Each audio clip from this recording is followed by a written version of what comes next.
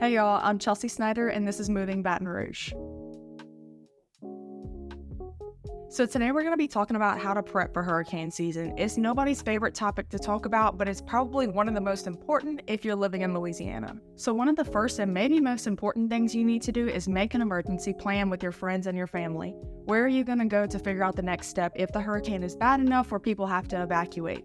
And you may be thinking right now, well, Chelsea, I'll just call them if that's the case. Sometimes you can't do that. I do remember in the flood of 2016, AT&T service went down all across Baton Rouge, greater Baton Rouge area. So I had no way of contacting my friends or my family to figure out a plan at that point.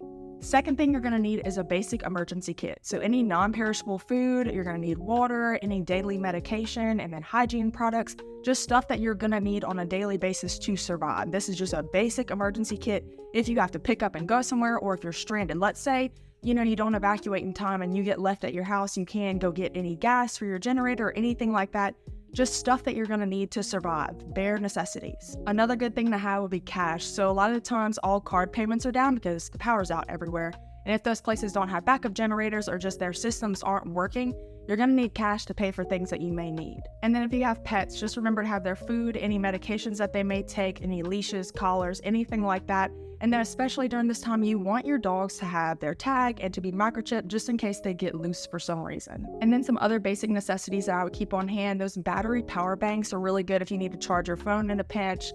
Lanterns, candles, lighters, and matches. And then another very, very important thing to keep on hand is all important documents. So birth certificates, social security cards, passports, any insurance documents. You're going to want to keep all that in one place that you can keep dry, whether it be a binder, a box, something that you can pick up and go really, really easy. Circling back to insurance, you want to check your policy well in advance because most of the time these insurance companies won't let you change any policy or start any new flood insurance policy or anything like that a few days before a hurricane is projected to hit. So you want to check that well in advance so you don't get caught without coverage. Keep in mind that if your house floods, your regular homeowner's insurance is not going to cover that. You need to have that flood insurance on your house. Then as far as prepping the outside of your house, you're going to want to trim any dead branches or anything like that and haul those off somewhere that they won't be flying around whenever the wind picks up. And then when that wind picks up, any items that you have outside, like an empty trash can, you're going to want to secure that because you're going to lose your trash can. If it's not secured, it's going to be way down the street and you're never going to be able to find it again. Or just anything else that you have hanging out outside of your house. You're going to want to secure that so it's not flying around. You're definitely going to want to clean your gutters out, make sure that everything's draining really well. And then I have ditches in front of my house, so I'm going to make sure that all of those are clear. That way the water keeps on moving and it stays away from my house. So let's say we don't have to evacuate. The hurricane isn't bad enough that everybody has to get out, but it is bad enough that it knocks the power out. You are going to want a generator. I promise you are going to be miserable if you do not have one. So some people over here have whole home generators. So whenever the main power grid goes down, the generator kicks up and it's just about seamless. I do have to say, if you buy a home with the Generac already installed, you are going to want to get the service contract on it just to make sure everything is working as it should. Because when stuff hits the fan and you need it to work and it doesn't, you're going to be very upset. So personally, I don't have a whole home generator. I have a portable generator that I hook up with the transfer switch. The generator I have, it's a Predator brand. You can get it at Harbor Freight.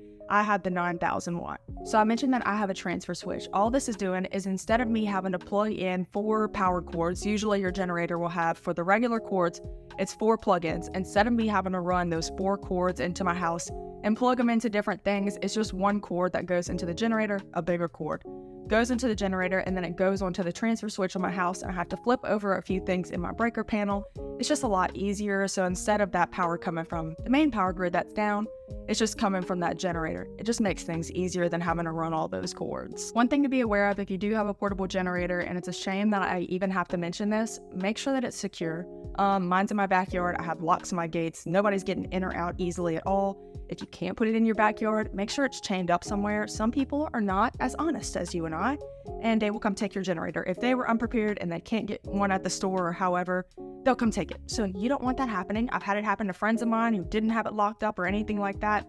Like I said, it's a shame I have to mention it, but I'd rather you be prepared for something like that to happen than it happen to you and be like, man, I wish you would have told me. So unlike the whole home generators that have the fuel lines coming in, you don't have to fool with any of that. The portable generators, you have to keep gas cans full on hand and you have to fill up the generator manually. And then as far as gas cans go, you're going to want to have a lot of them and you're going to want to keep them full. Best way to do this is going to Sam's Club or Costco. place that you have to have a membership to get gas over there, number one, but then going early as possible to get them full, because the gas lines, they fill up really, really fast, and you're going to be waiting for hours if you go in the middle of the day. So wake up early, try to avoid the crowds as best as you can, and fill up all of your gas cans whenever you go. Even if you have one that's like halfway full still, bring it and fill it up the rest of the way. I know I mentioned having a service contract on the whole home generators. Whenever you have a portable generator, it's just doing maintenance yourself.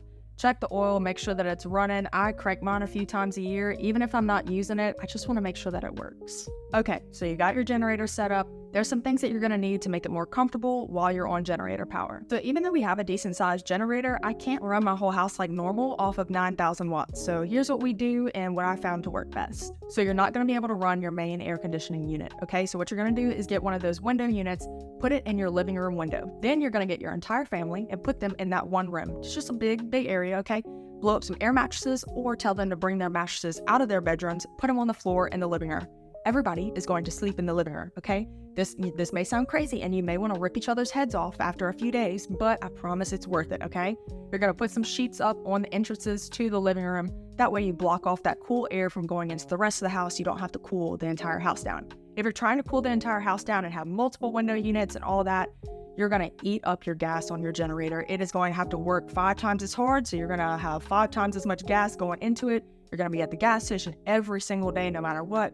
It's not worth it. I promise it's going to be frustrating having to deal with your entire family in one confined space for a little bit, but it really is worth it. Then as far as other big appliances go, your fridge is going to be your main one, okay? You don't have to keep it plugged in the entire time. You can unplug it periodically just so you're not eating up so much power, but you're going to want to keep everything in there cold. So try to keep the door shut as long as possible. If you need something, make a list of everything that you need and hurry up, grab it out and shut it as quickly as possible. You're just going to want to keep that food cold without having to run it the entire time. So another thing as far as food goes, cooking some microwave ready meals in advance is going to save you a lot of headache. This is if you have enough time to prep. Sometimes you don't have enough time, but if you do, having those ready to go in the fridge to be heated up is going to save you a lot of headache, and it's going to save you a lot of time worrying about what you're going to make and how you're going to make it. Is worth it. And then another great option for cooking is having a barbecue pit. So make sure that you have your propane or your charcoal ready to go depending on your grill. Just being able to throw some meat on the grill real quick and have that for dinner would be a lifesaver, and you won't have to use your generator power to do so. So another thing that you could do ahead of time that'll help you tremendously if the power does go out is washing anything that needs to be washed. So clothes, sheets, bedding, anything like that. Washing all of that ahead of time is going to save you a lot, okay? Because trying to run that washer dryer off of the generator power is going to eat up a lot of gas. It's just a lot of headaches. So having all of that prepped and ready to go is going to be your best bet. So I know I may have scared you earlier with the whole chain up your generator thing, and while that's very real, most of the people over here do have a good heart, and they're more than willing to lend a helping hand in a time of need and a time of crisis. And that's one of the things that I love most about living in Louisiana. All right, that's all I have for now. If you have any questions that I may not have answered in this video, please feel free to drop them in the comments and I'll be happy to answer them to the best of my ability. And as always, if you're looking to buy or sell a house in the greater Baton Rouge area, I'll be happy to take care of you.